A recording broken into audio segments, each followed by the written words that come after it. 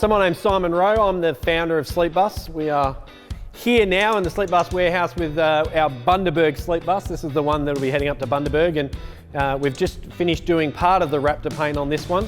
I can give you a quick tour of what a Sleepbus is. I guess that's the most important thing. So we get a bus in that's got all its windows and that sort of thing. We pop all the windows out on one side of the bus, so the passenger side of the bus. Then we cut that whole side of the bus out, and then we put in these welded sort of sections here. So these are our actual doors. But the idea is then that once we've got this framed out on the outside, then we can start framing up on the inside. So this particular one, every bus comes with its different quirks. So this one's got a center door. Sometimes we leave it in, sometimes we take it out.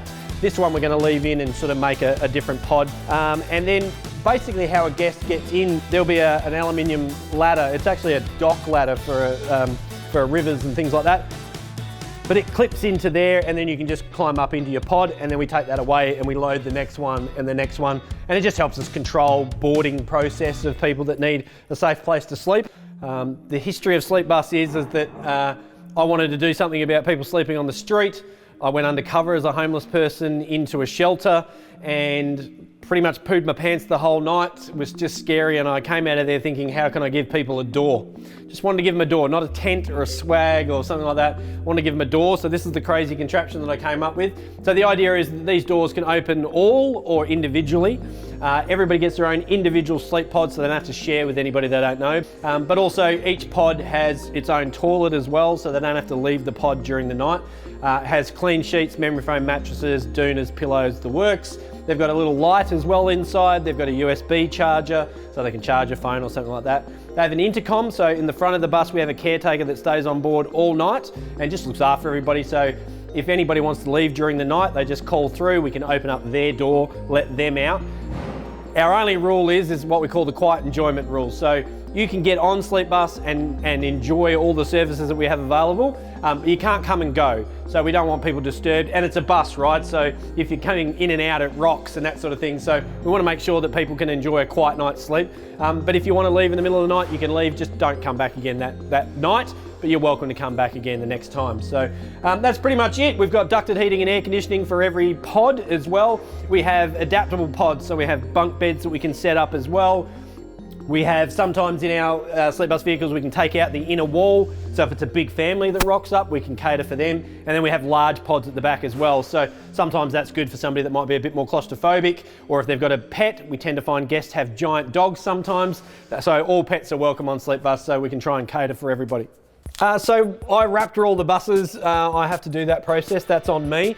I paint the outside of the buses as well, but on the inside, I use the Raptor liner in white. We just use white, and the process for me is basically we tape up everything. We don't want any of this stuff on, and then I just get in there with my mask and everything, and we paint her up, and it dries really quickly. Takes a couple of days for the sort of smell and the fumes to go away, but once that's done, it's really hard wearing. We only build these buses with the MDF, the wall panels, and that sort of stuff, so they need to be protected from the weather, and Raptor does the trick. I use the 1 litre ones just for doing touch-up stuff, small space stuff, and then I have a 10 litre compression pot, so I do bulk stuff, so I don't have to keep changing out all the time, and I can just get it all done in one hit. So it works really well for us. We use about 35 litres per bus for the inside. There's a lot of surface area to do that, so it suits our purpose really well. I'm glad we found it and started using it, so yeah.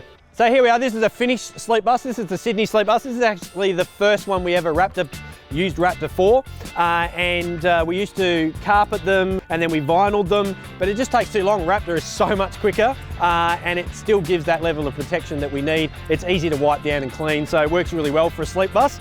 And the way the service works is we have all volunteers, so volunteer drivers, people that board our guests and those sorts of things, volunteer housekeeping crew. So a bus will get picked up from its depot location at about 7 o'clock at night.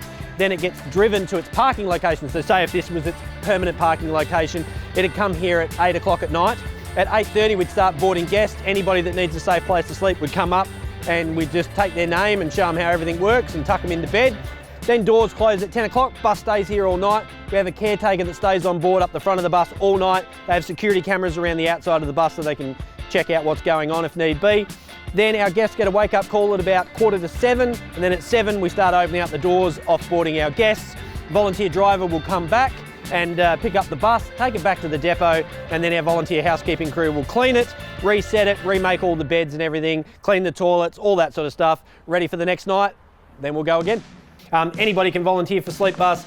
It's a pretty simple process. I think that's what our volunteers like about it. You just go to sleepbus.org to our volunteer page. You can have a look at all the different roles. There's videos about them, and then you can sign up, and you can literally sign up today and volunteer tonight. And we buddy you up with somebody at service, and they will teach you the ropes and show you how it all goes, and it's as simple as that.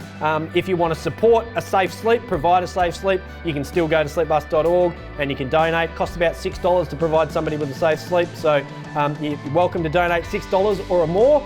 And then as far as sponsors go, we need sponsors to help cover our services as well, and we always look for sponsors to help us out. But if we can help them out as well, we'll do as much as we possibly can. We're very good at content and providing those sorts of things. We're pretty active on social media.